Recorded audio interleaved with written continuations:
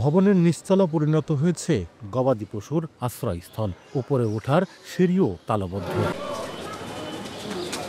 ২০২২ সালে ঝিনাইদহ সদর উপজেলার নগরবাথান এলাকার হাটের জায়গায় নির্মাণ করা হয় পাকা ভবন। এ কারণে বাজারের ব্যবসায়ীরা কিছুটা সরে গিয়ে পার্শ্ববর্তী বিদ্যালয় ঘেঁষে ব্যবসা করছেন।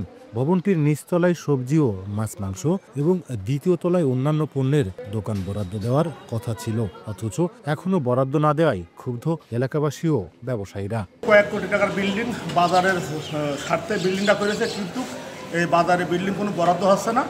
মালটা উঠে যাচ্ছে প্লাস্টার, এর কোনো সমাধান নেই। সমাধান করলো না বলে আমরা এখানে উঠতেও পারছি না, হাটও এদিকে আসছে না, আমরা খুব কষ্টই দিন যাপন করতে পারি। দোকানদারি করে খাই, আমাদের বাড়িতে আসা যাওয়া গাড়ি ভাড়াও হচ্ছে না, আর তো পকেট খরচ আছেই আমাদের। সাধারণ জনগণ যারা আছে তাদের বরাদ্দ দেওয়া হোক এবং এটা চালু করা হোক। তবে শিগগিরই সমস্যা সমাধানের আশ্বাস জেলা প্রশাসনের। কাঙ্ক্ষিত জনগোষ্ঠীকে এখান থেকে সেবা দেওয়া হবে, তাদের সবাইকে যাতে এখান থেকে সেবা দেওয়া যায় সেটা আমরা নিশ্চিত করব। এলজিডির তথ্য মতে নগরবাথান বাজারের ভবন নির্মাণে ব্যয় হয় ৩ কোটি ১০ লাখ টাকা। লোটাস রহমান সোহাগ, সময় সংবাদ, ঝিনাইদহ।